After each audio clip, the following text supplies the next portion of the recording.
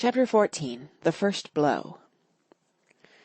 I was so pleased at having given the slip to Long John that I began to enjoy myself and look around me with some interest on the strange land that I was in.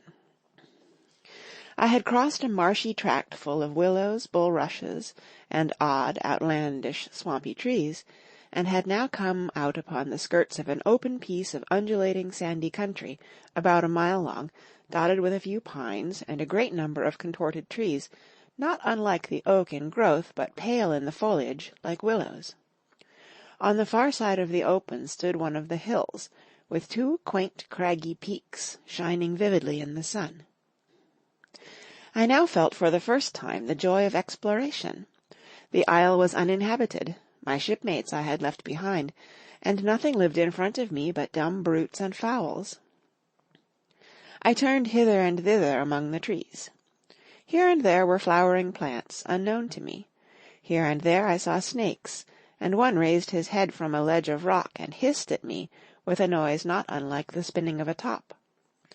Little did I suppose that he was a deadly enemy, and that the noise was the famous rattle.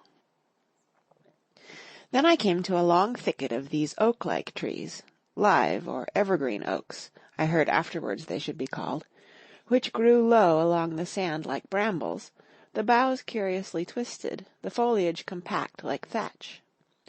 The thicket stretched down from the top of one of the sandy knolls, spreading and growing taller as it went, until it reached the margin of the broad reedy fen, through which the nearest of the little rivers soaked its way into the anchorage. The marsh was steaming in the strong sun, and the outline of the spy-glass trembled through the haze. All at once there began to go a sort of bustle among the bulrushes. A wild duck flew up with a quack, another followed, and soon over the whole surface of the marsh a great cloud of birds hung screaming and circling in the air. I judged at once that some of my shipmates must be drawing near along the borders of the fen. Nor was I deceived, for soon I heard the very distant and low tones of a human voice, which, as I continued to give ear, grew steadily louder and nearer. This put me in a great fear, and I crawled under cover of the nearest live oak, and squatted there, hearkening, as silent as a mouse. Another voice answered, and then the first voice, which I now recognized to be Silver's, once more took up the story, and ran on for a long while in a stream, only now and again interrupted by the other. By the sound they must have been talking earnestly and almost fiercely, but no distinct word came to my hearing.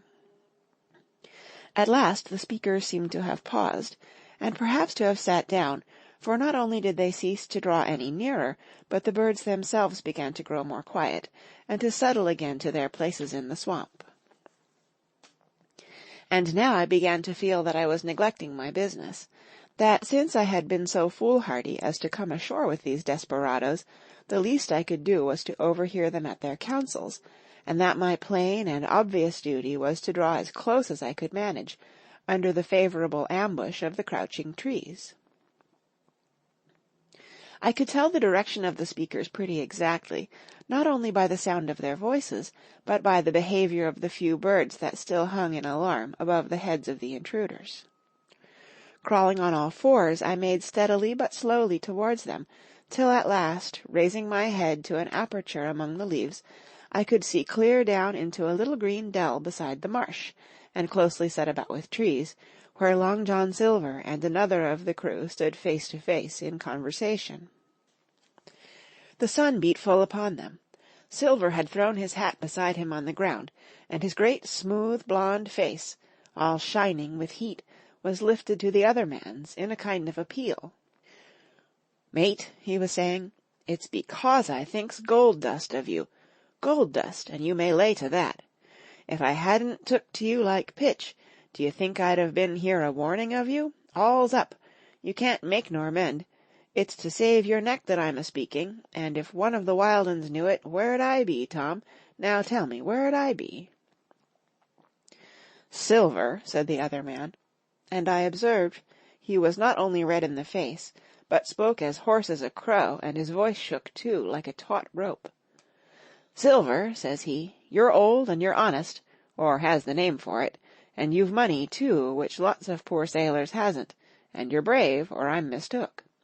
And will you tell me you'll let yourself be led away with that kind of a mess of swabs? Not you.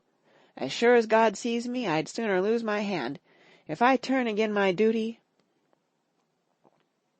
And then all of a sudden he was interrupted by a noise. I had found one of the honest hands. Well, here, at that same moment, came news of another. Far away out in the marsh there arose, all of a sudden, a sound like the cry of anger, then another on the back of it, and then one horrid, long-drawn scream. The rocks of the spyglass re-echoed it a score of times.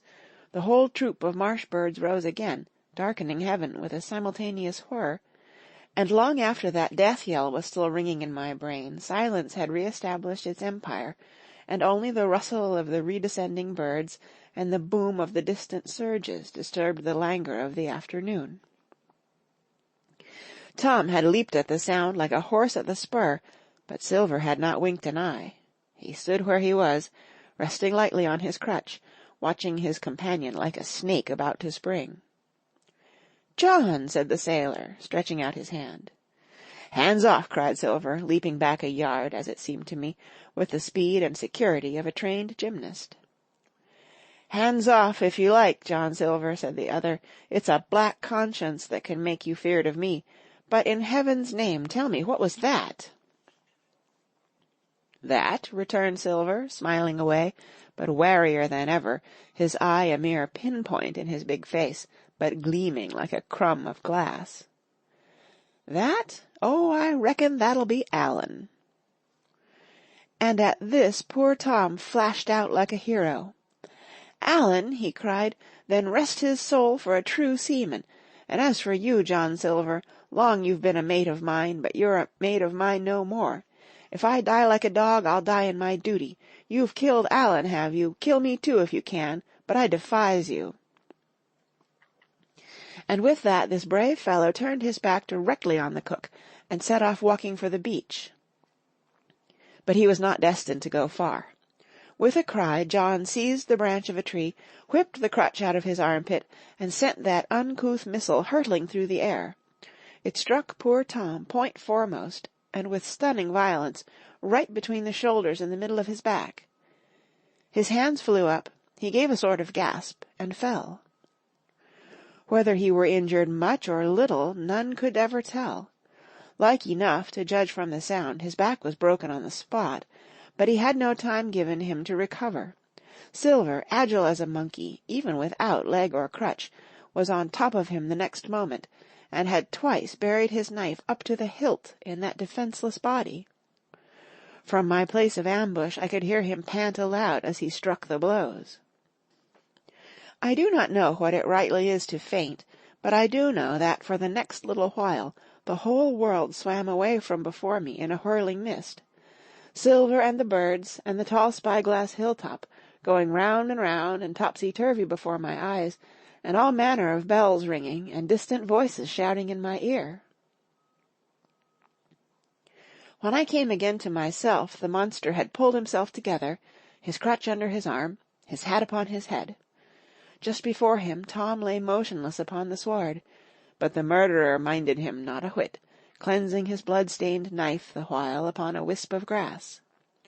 Everything else was unchanged, the sun still shining mercilessly on the steaming marsh and the tall pinnacle of the mountain, and I could scarce persuade myself that murder had been actually done, and a human life cruelly cut short a moment since, before my eyes. But now John put his hand into his pocket, brought out a whistle, and blew upon it several modulated blasts that rang far across the heated air. I could not tell, of course, the meaning of the signal, but it instantly awoke my fears. More men would be coming. I might be discovered. They had already slain 2 of the honest people. After Tom and Allen, might not I come next? Instantly I began to extricate myself and crawl back again, with what speed and silence I could manage, to the more open portion of the wood.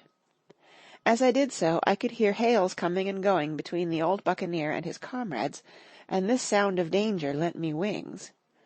As soon as I was clear of the thicket, I ran as I never ran before, scarce minding the direction of my flight, so long as it led me from the murderers, and as I ran, fear grew and grew upon me, until it turned into a kind of frenzy. Indeed, could anyone be more entirely lost than I?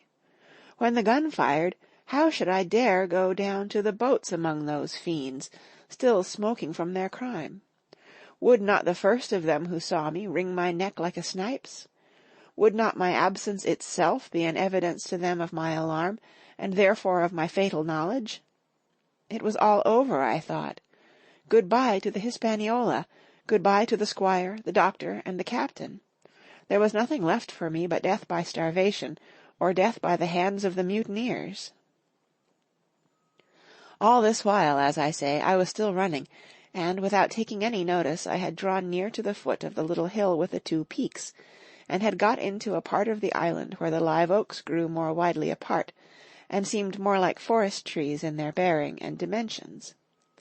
Mingled with these were a few scattered pines, some 50, some nearer 70 feet high. The air, too, smelt more freshly than down beside the marsh. And here a fresh alarm brought me to a standstill, with a thumping heart. End of chapter 14. Read by Kara Schallenberg, www.kray.org, on Friday, September 18th, 2015, in El Sobrante, California.